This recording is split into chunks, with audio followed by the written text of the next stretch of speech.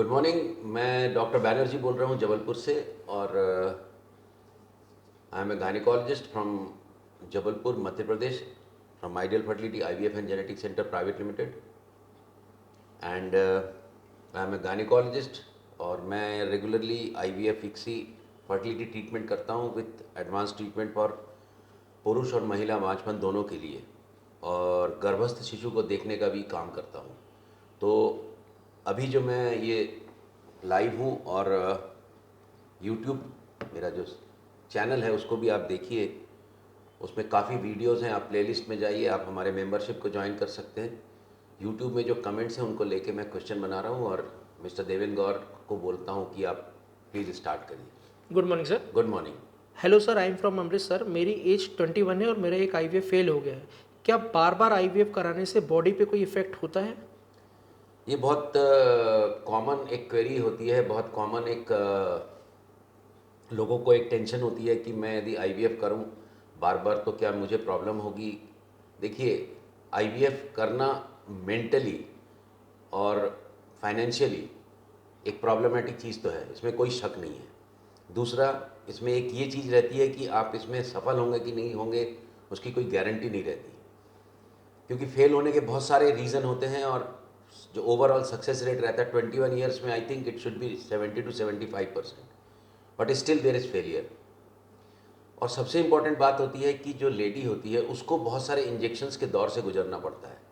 तो ये जो एक फिज़िकल ट्रॉमा होता है ये तो एक ऑब्वियस सी चीज़ है कि जो उसको सहना पड़ता है। बात आती है कि जो हम इंजेक्शन लगाते हैं उस इंजेक्शन को हम उसका साइड इफ़ेक्ट क्या होगा। जो IVF के इंजेक्शंस होते हैं वो मोस्टली प्रोटीन होते हैं, वो हार्मोन नहीं होते। वो प्रोटीन जो है, मतलब हम जो इंजेक्शन लेडी को लगा रहे हैं ये प्रोटीन है, प्रोटीन स्टेरॉयड नहीं है। पर ये जब ओवरी में जाके काम करते हैं जहाँ पर हमको एग्स बनाना है, तो वो जाके यहाँ से फिर हार्मोन निकलता है E2 and P4। तो ये ईस्ट्राडियोल जो रहता है ये स्टेरॉयड है। ये बहुत ज़्यादा यदि निकले तो ब्रेस्ट में प्रॉब्लम हो सकती है या सर्विक्स में हो सकती है। अदरवाइज़ IVF के जो इंजेक्शंस हैं वो केवल इतना काम करके ख़त्म हो जाते हैं। लोगों की ये धारणा है कि IVF कराने से या ओवम पिकअप करने से कैंसर हो सकता है ओवरी में, पर ये अभी तक बहुत इस्टेब्लिश्ड नहीं है और ऐसा कुछ होता नहीं है। दूसरा, यदि बहुत बार 7-8 बार आप IVF करा लिए तो हो सकता है कि आपको कुछ इम्प्रूव, मतलब कुछ प्रॉब्लम हो आगे जाके। एक और भय ये रहता है कि हम जब हर बार एग निकाल रहे हैं तो हमारी ओवरी में एग तो फिक्स्ड है, वो ख़त्म हो जाएंगे। तो ऐसा नहीं होता। ओवरी के एक ही खेप में 1000 अंडे निकलते हैं एक बार में, उसमें से केवल एक का सिलेक्शन होता है। ये 1000 में ही हम कुछ सिलेक्ट कर लेते हैं IVF करते समय।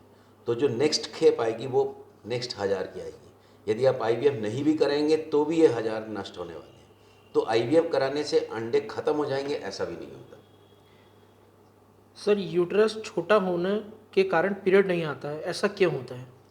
नहीं, यूट्रस छोटे होने के कारण पीरियड नहीं आता ये तो ऑब्वियस सी चीज़ है कि नहीं आएगा, पर यूट्रस छोटा क्यों है वो जानना बहुत ज़रूरी है।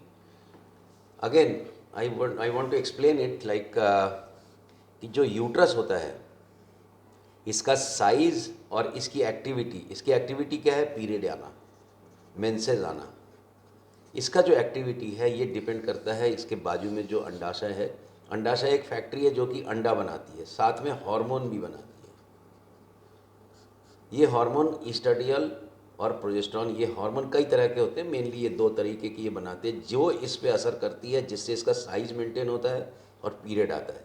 अब यदि ये ओवरी वर्किंग नहीं हो, अब ये ओवरी वर्किंग किससे होती है? या तो इसकी फैक्ट्री खुद ख़राब हो गई है तो भी वर्किंग नहीं होगी, या फिर इसको चलाने वाला जो ब्रेन है वहाँ से जो सिग्नल आता है वो यदि ख़राब है तो भी ये नहीं चलेगी। यदि ये नहीं चलेगी खुद के खराबी के कारण या मैनेजर के खराबी के कारण या ब्रेन में जो हाइपोथैलेमस है पिट्यूटरी उसके कारण, तो भी इसका हार्मोन नहीं बनेगा। इन दोनों इफेक्ट से ये यूट्रस छोटा हो जाएगा, पीरियड नहीं आएगा। सो पीरियड नहीं आने का रीज़न क्या है वो जानना बहुत ज़रूरी है। सर, मेरा AMH 0.66 है। क्या नेचुरली प्रेगनेंसी हो सकती है या IVF ही आखिरी ऑप्शन है? देखिए, किसी भी महिला को IVF प्रेगनेंसी नहीं हो सकती यदि उसका पीरियड रेगुलर आ रहा है, ऐसा बोलना ठीक नहीं है। बट 0.66 AMH में यदि आप सोचते हैं कि नेचुरल प्रेगनेंसी बहुत जल्दी होने वाली है तो वो नहीं है, और यदि नहीं हो रही है तो उसमें वेट करेंगे मतलब आप 0.66 से और नीचे आ जाएंगे। ऑलरेडी 0.66 एक बहुत ही लो AMH है, जिसमें आप IVF भी कराएंगे तो सक्सेस होने के चांस तो कम है, तो नेचुरल के भी बहुत कम हो जाते हैं। सर 44 की एज हो गई है और एक बेबी नेचुरल प्रेगनेंसी से हुआ है, 10 साल का हो गया, बट अब नेक्स्ट टाइम प्रेगनेंसी नहीं हो रही है। मेरे ख्याल से 44 ईयर्स में यदि नेचुरली नहीं हो रहा है तो डोंट वरी टू मच, क्योंकि आपके पास एक बच्चा है तो आप, मेरे ख्याल से you should be happy. Otherwise क्या होगा कि आप नेचुरली ट्राई करिए, यदि हो जाता है तो बहुत अच्छा, बट यदि आप IVF जैसे ट्रीटमेंट में भी जाएंगे तो आपका सफलता का दर थोड़ा कम रहेगा। सुनने और जुड़ने के लिए बहुत बहुत धन्यवाद। आप लोगों से एक गुजारिश ये है कि यदि इंस्टाग्राम वाले भी जो हमको लाइव देख रहे हैं, तो यदि आप आइडियल फर्टिलिटी के इंस्टाग्राम पेज को फॉलो करेंगे तो you will get lot of information, plus YouTube के भी हमारे वीडियो को देखिए, उसको शेयर करिए यदि अच्छा लगेगा तो, और सब्सक्राइब भी ज़रूर कर दीजिए ताकि हमको एक प्रोत्साहन मिले। सुनने और जुड़ने के लिए बहुत बहुत धन्यवाद।